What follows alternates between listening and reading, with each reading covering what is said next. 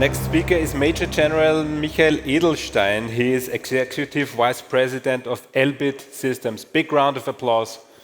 Thank you very much. So you have prepared a short keynote about the takeaways from male unmanned systems in recent conflicts. Exactly. I'll do my best. The stage is yours. Thank you very much. So good afternoon, everyone. I'm delightful to be here. And I had some very interesting questions before the election, before the lecture, and hopefully in the journey that I will share with you in the next 30 minutes, I hope that some of the questions that was raised before will be answered, and if not, you're more than welcome to come and ask me. I must say that this lecture is based on the learning process that we are doing in the past over 2 years. This presentation is based on mainly on OSINT and Research Center, and some of them I participated at, and some of them, many of them we are doing in Elbit as part of our learning process. It's important to understand that we should avoid non-relevant lessons learned. Lessons learned have been changed in the past 2.5 years, and it's very important for us to keep on doing this learning process. And going to the questions about UAVs, I share with you a question that we have asked ourselves in the past 2 decades or so that we are using the UAVs. Many questions: how efficient it will be? What will be the ratio between the manned and unmanned platforms? I can tell you that 25 years ago, the Israeli Air Force assumed that the UAV will take no more than 20% of the mission. Remember this number, 20% of the mission. This was the way we visioned, imagined how it is going to be. We will need more human power to activate this platform. It will be more costly than using an aircraft or not, and so forth. So I can tell you, we didn't imagine good enough, and I will show you the lesson learned from the various campaigns. Since October 7th, after the massacre attack that Israel experienced, we are fighting, unfortunately, in 7 fronts on our borders and way far away, all the way to Iran and Yemen and so forth. And this lesson learned will be based on the various fronts. I will start with the Rising Lion, the first campaign in Iran. I would like to say something about Iran, and I'm pretty familiar with what happens between Russia and Ukraine, about the war that happens there. I follow it quite close through my friends and from my visits. But Iran is many people are thinking, yeah, it's far away, it's not a very advanced military and so forth. So I wanted to share with you, it's a very, very challenging arena. Very advanced air defense systems, in some aspects more advanced from our perspective than what we saw from the Russians and other rivals. We had the challenge of the nuclear and the know-how, 3,000 ballistic missiles, that for Israel it's a huge challenge. For the one now that they haven't been in Israel, it's pretty easy to paralyze Israel. You don't need too many. And I will share with you what the Iranian plan to do, 5,000 UAVs, cruise missiles, and so forth. And if you're looking for the map first, it's very far away.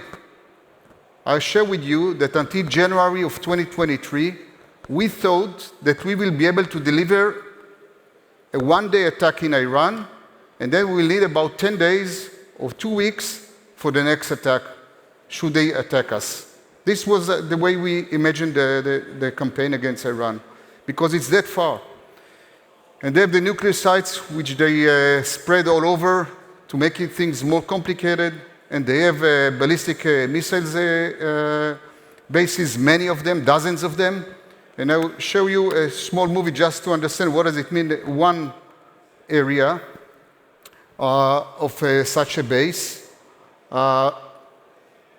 when they take the launchers outside from the tunnels, it takes them minutes to a couple hours, but most of them it's about minutes or so, until they are able to launch the missiles towards Israel.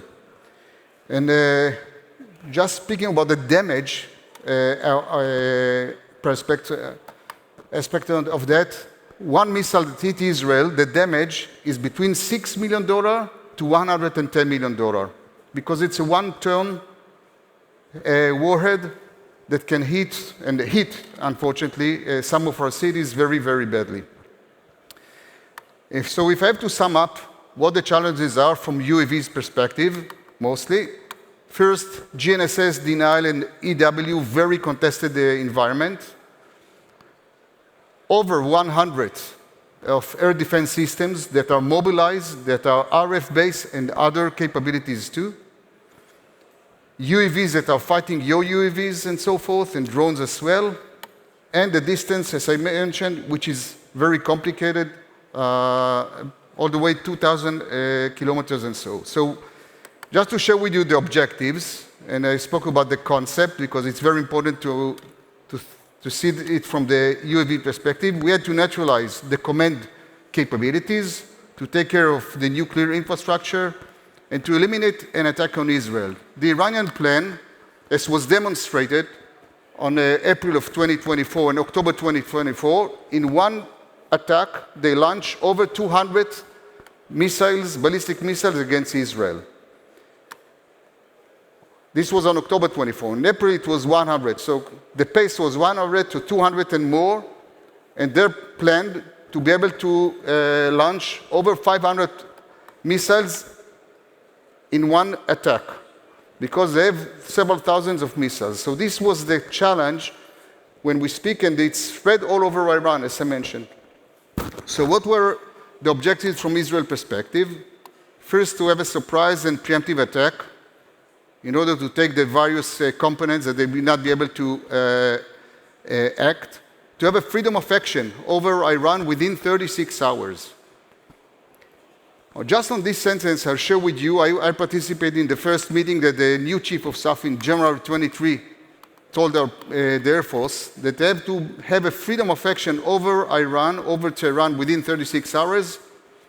People didn't understand how are we going to do it. We never planned to do it for over 2 decades. And he told us, you have the same capabilities. I'm not going to buy anything more. Think and imagine better. And we understood that we have to hold the continuity and high tempo over Iran because they can hide, as they did, and launch attacks every hour or so. So you must have continuity over Iran. And we have to be able to act with offense, defense, and home front and military resilience in the same time. So what we did, and this I want to share, aircraft are very, very important. The F-35, F-16, F-15, those are the platforms that we have, but they can fly basically once a day, maybe 3 times in every 48 hours, because it takes about 5 hours to fly one direction, and it makes the pilot, it's a challenge. So basically, the only way for us to hold continuity over the enemy's land was with UAVs. This was the only way for us to hold it, and this is the way we did it.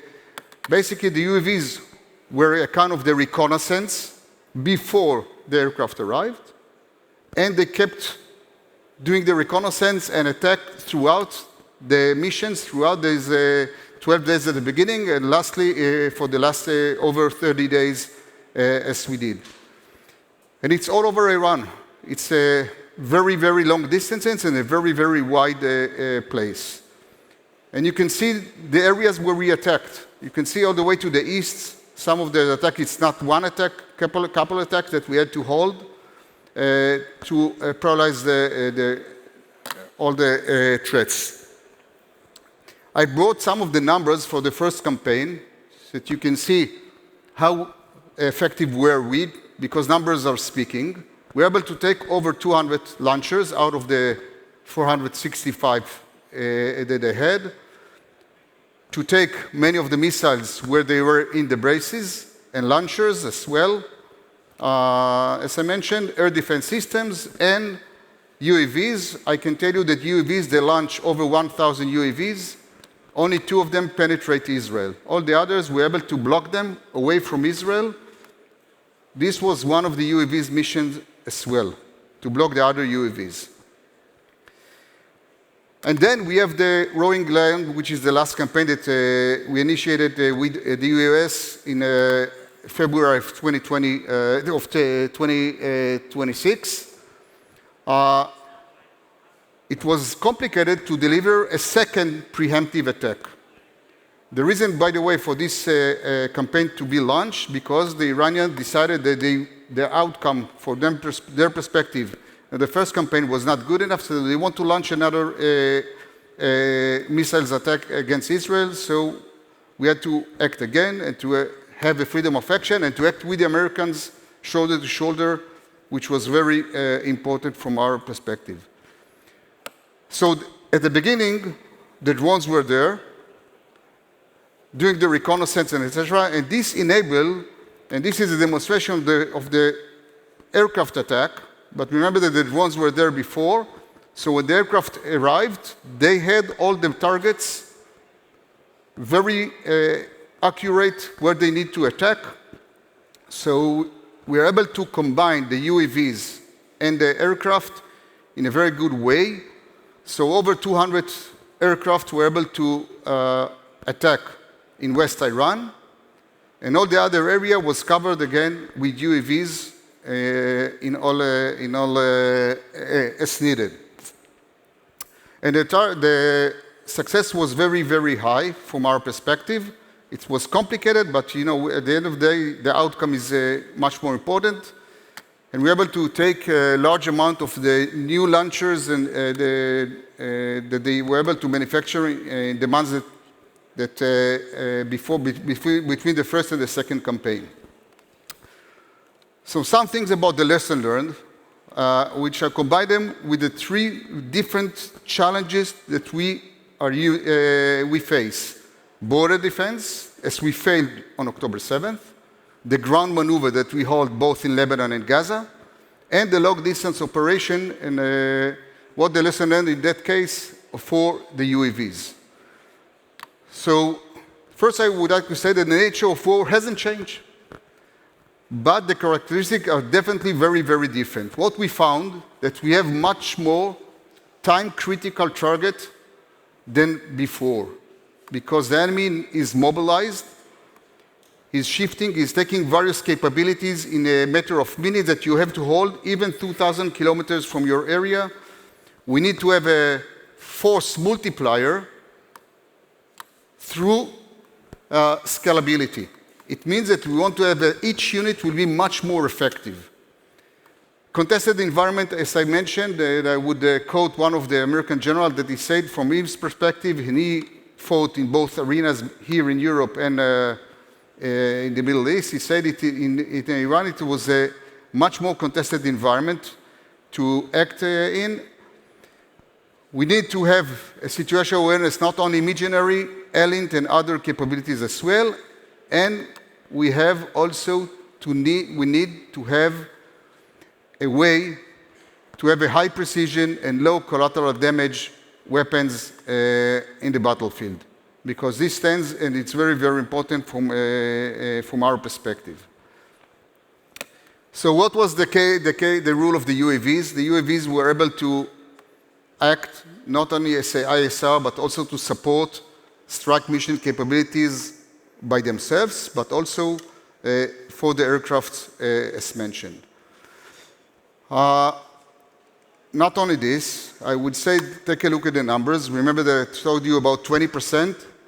So the UAV at the first campaign, with the Sword of Iron and the first campaign in Iran, hold 60% of the flight hours and over 50% of the strikes. If I combine what happened in the last campaign, it goes all the way over or about 70% of the flight hours, and as well the 50% of the IDF strikes, which is over double than what the Air Force imagined before. This enables us to do various strikes very, very precise, and even you will see some of the demonstration that we're able to make it that precise, not to hit even if we want not the soldiers. We let the soldiers, we're waiting until the missile launcher will be ready to launch. Sometimes we want the soldier to leave the area, and then we're able to hit. And this was the way we're able to be very precise over the land. One of the things that we have for the Army and for the maneuver is one sensor that basically it's almost like a small satellite. And this something is very, very effective that I want to share with you. And the sensor that is mentioned there, to see the whole story in one, I learned it from a division commander that he told me that he postponed his maneuver by 3 hours until the sensor will come and will be part of will be under his command, and he will be able to use it. And why? You can see it's a very, very wide area and holds it all at one shot alive. And it means that you can see many, many things, and it's AI-based. And you can tell him what kind of target do you want to see. I want to see air defense systems. I want to see tanks. And you simply ask the questions, what are you interested at? And many people can see the sensor and can see what is important for their AOR. I can tell you, and I know it's something that's very important also for Europe and Austria as well, even when we had nature disasters in Israel, we used this sensor for the same, in the same methods that helped us to deal with things at the home front as needed. But going back, I just give you two examples. What are we doing? I was looking for one guy that leaves his apartment and go to a meeting in a different place. So we told the platform, when he leaves the apartment, we know that he's going to have either red vehicle or blue-white vehicle. Notified us. You don't have to put one UAV only on this apartment. The system sees it all and can give you the right intelligence in the right time. And as well, if we are looking at air defense systems, we can see if the things are being maneuvered or not, because not always we attack them immediately. There are reasons, there are restrictions, and so forth. So it gives us the right information as needed. So this whole system, what it can give us, we can reveal the enemy, we can identify, we can incriminate it, and the whole process also to do the BDA at the end. And BDA is something very important because sometimes if you launch a target, you want to see if you have a success or not. And when you see the whole picture and the whole AOR for one division, it gives you a better understanding of what happened in the arena. And even if you see something and you got intelligence after something happened, for example, SIG and TUMIN and so forth, you're able to go backwards and to analyze things and to understand better the arena and to have a better, to be much more efficient in that sense. What is nice, that in one sensor, for this division commander, he had 43 clients in the same time, from a company and a platoon commander all the way up to his headquarters, that were able to sit and speak on the same, and to see the same story, and to share their understanding, to be much more efficient. And you need less operator, less platforms, and so forth. So that definitely something that makes things much more efficient for our forces. Another example that I want to share is how do we do it in the battlefield, and this is a demonstration. What does it mean, the use of UAV that works with the ground forces and aircraft? And I show you the way we have digitalized our land forces, all forces. So I give you a demonstration how it looks like. Basically, it's a real scenario, but the terrain is not in Israel, not in where we maneuver, but you can understand. And I will run, you know, where it's high and where it's a flat terrain and so forth. And you can see the bad guys and the good guys, relatively red and blue. And we have to maneuver. When you see the targets, how the battalion should maneuver. And we can see every rockets or every artillery that act and supports the target. We can see it in the systems. And that's, in the case, we know if it was the artillery did its mission, you don't have to talk too much. You can see it on the screens, everything, and to know the BDA. So the battalion is maneuvering, and suddenly he gets an alert. He gets an alert about an ATGM, anti-tank missile ambush, that we got it from a SIGINT. We don't see it yet with the ground forces. And then it says, so what are we doing in our systems? We are doing a kind of a bid. We can see which sensor we have on the left side that can see the target, the relevant information, and we have the effector, the various effectors that we can see, F-35 mortars, rockets, and so forth, and you simply choose what is better from your opinion, from a mission perspective, and so forth. And you order it, and you can see the UAV on the bottom of the screen. You can see where he's looking at. You can see where he flies and where he's looking at. And now he changed his view and to see where the ambush is at. He's looking for the ambush. And you can see on the right side, 3 minutes and 45 seconds have passed since the early notification. This is the average time that it takes us basically to close the circles. And then he saw the ambush, you can see it. Everyone can see it, and then the F-35 dropped a bomb on this terrorist and did his mission. And it took us a bit over 4 minutes. This is the average time, the way we act. So we're able to connect everything, but the UAV was the enabler for us to see everything. It is very easy for him to shift from one area to another, assuming that everyone can see things and what he sees, and to have a close, let's say, engagement as needed. So some things about the lesson learned, and I'm going back to Iran, between the first campaign and the second campaign. We were rethinking about how we acted, were we efficient enough or not. We had 3 lessons learned that were very, very important. One is to improve the situational awareness. It's not about flying a UAV. It's a UAV that gives you lots of intelligence in various realms that you can put on it.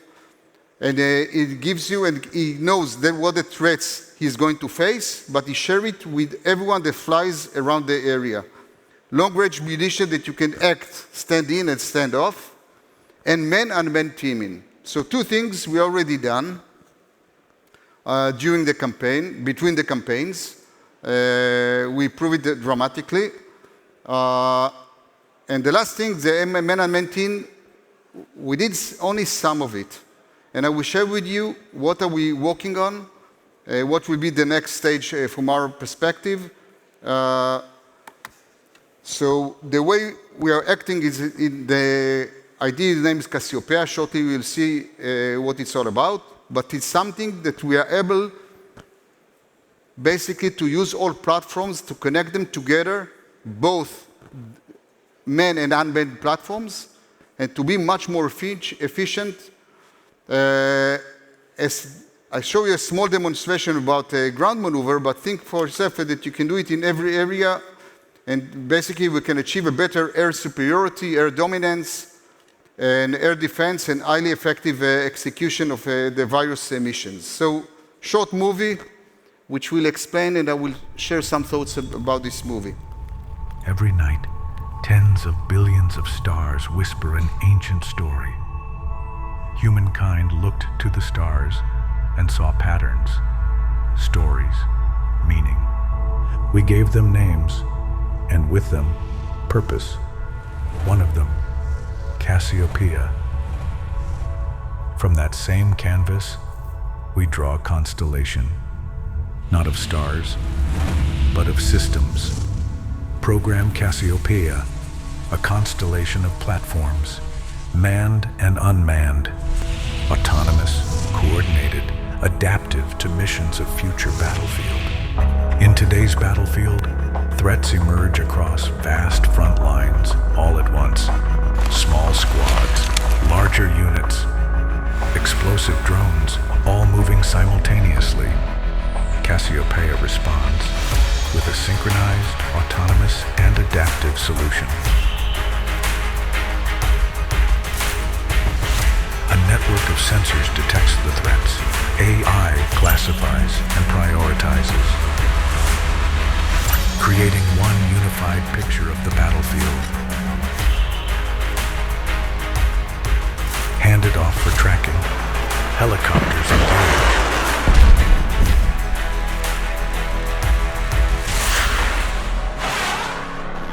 Defensive systems respond.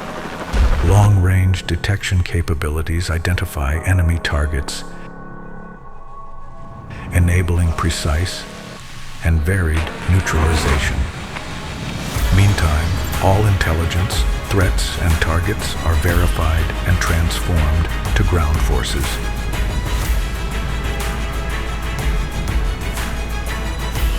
SIGINT reveals enemy emitters. Automatic transforms to further investigation and verification by ground forces.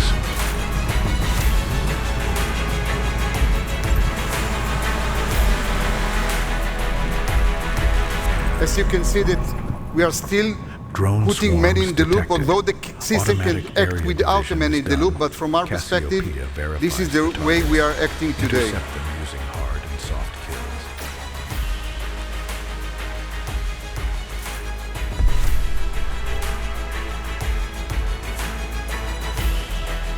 UAVs uses advanced AI algorithms for intelligent target detection, classification, and fusion of intelligence data, automatically transferring verified targets to fighter jets for precise strikes.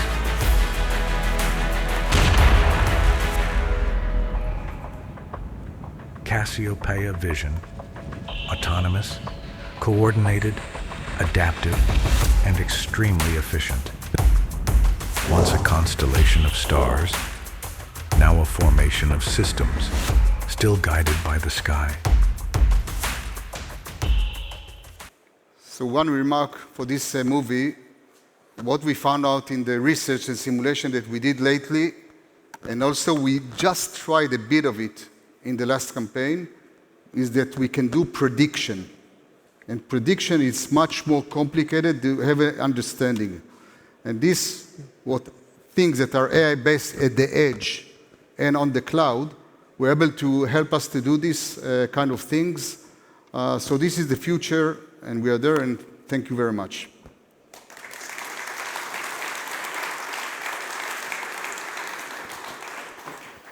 Thanks a lot for the keynote. Yes. Have fun on this event. Thank you very much.